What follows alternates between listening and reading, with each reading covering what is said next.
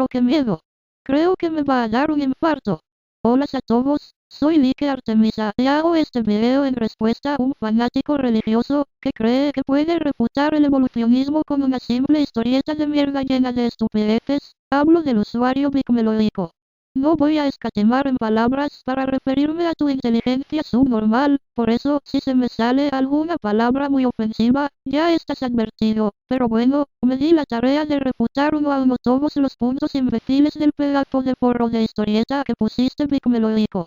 Empezaremos por los principios de la evolución, y que yo ni conocía, porque cuando hablamos de evolución generalmente nos referimos a las especies de nuestro planeta Tierra.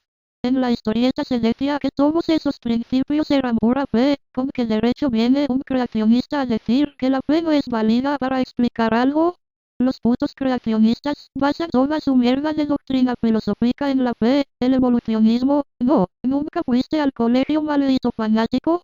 Te voy a explicar los conceptos que pusiste de forma más completa a la estupidez que salía en tu historieta. Evolución cósmica. La mayoría de los cosmólogos aceptan la teoría del Big Bang.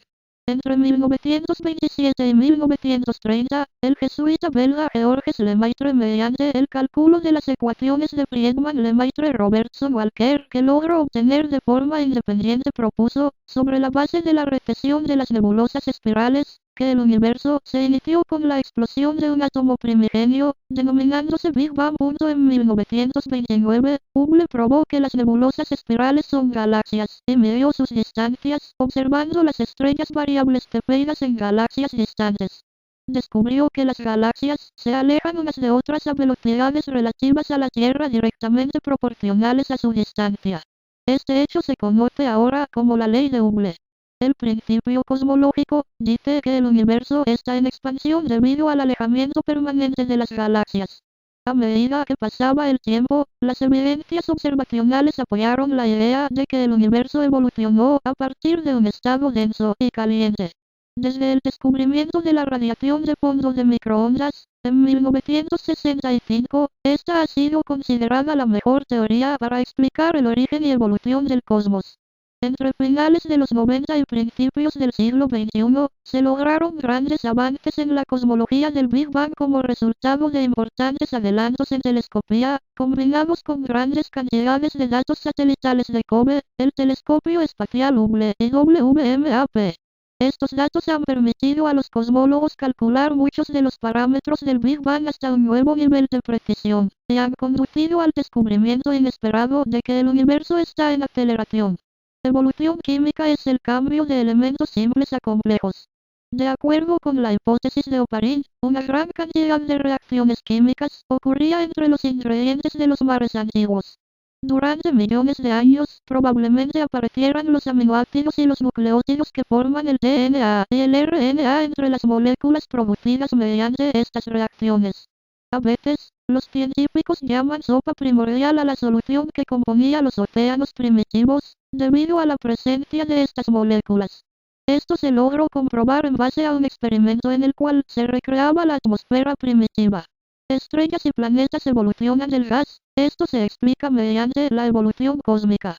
El origen de nuestro sistema solar se puede explicar mediante la teoría de Laplace. Una inmensa nube de gas y polvo se contrajo a causa de la fuerza de la gravedad y comenzó a girar a gran velocidad, probablemente debido a la explosión de una supernova cercana. La mayor parte de la materia se acumuló en el centro. La presión era tan elevada que los átomos comenzaron a partirse, liberando energía y formando una estrella. Al mismo tiempo, se iban definiendo algunos remolinos que, al crecer, aumentaban su gravedad y recogían más materiales en cada vuelta. También había muchas colisiones. Millones de objetos se acercaban y se unían o chocaban con violencia y se partían en trozos. Los encuentros constructivos predominaron y, en solo 100 millones de años, adquirió un aspecto semejante al actual. Evolución orgánica está relacionada con la evolución química, a decir verdad, son casi lo mismo. Macroevolución. La macroevolución deja a entender que las especies cambian súbitamente sin pasar por estados transitorios, por ende es un concepto equivocado, que contradice los principios del evolucionismo que dicen que la evolución es paulatina y gradual. Ahora te he demostrado que estos conceptos no son por simple fe, sino que son el resultado de años de investigación y avances tecnológicos. ¿Cómo te quedó el ojo bicmelódico, hijo de tu grandísima puta madre? Haz el favor de golpearte en la cabeza para ver si tu sistema nervioso se activa, porque al parecer está muy atrofiado. Ahora, vamos a hablar de Richard Leakey, ya que has puesto una mentira que me dan ganas de agarrarte a palos. Pero como la violencia no es la respuesta, me conformo con demostrar tu imbecilidad. Richard Leakey en ningún momento desenterró un cráneo de Homo sapiens sapiens de más de 200 millones de años. Él desenterró los restos fósiles de más de 160 homínidos, así que además de tonto eres más mentiroso que tu puta de Babilonia. En 1969 descubrió un cráneo de Paranthropus boisei.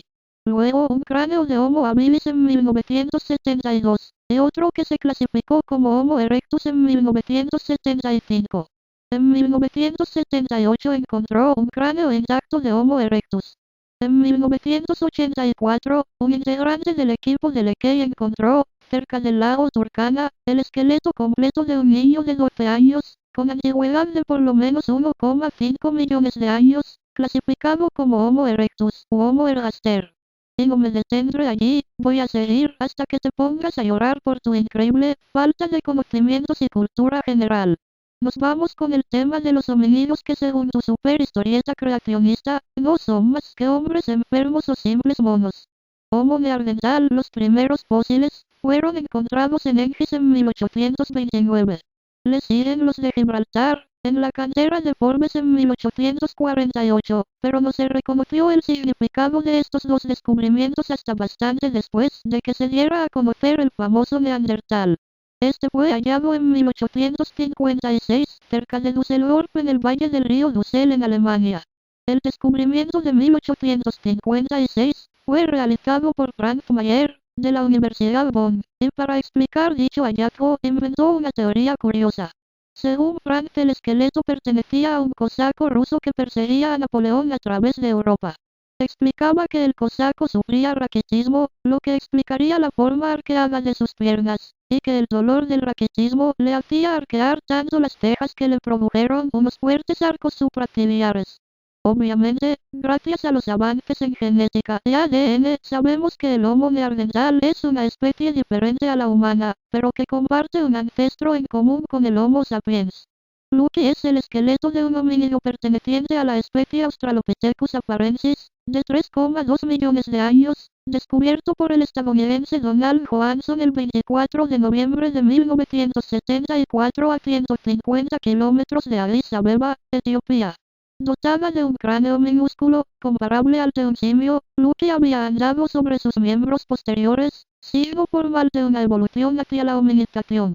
La capacidad bípeda de Luke puede ser deducida de la forma de su pelvis, así como también de la articulación de la rodilla.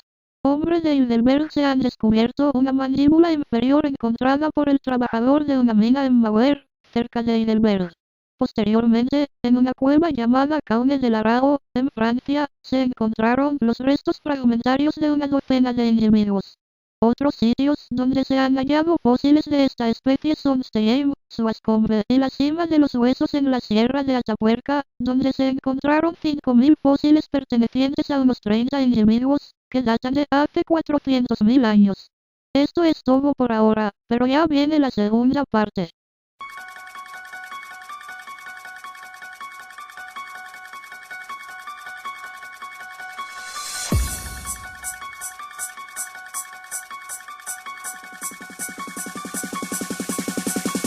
Death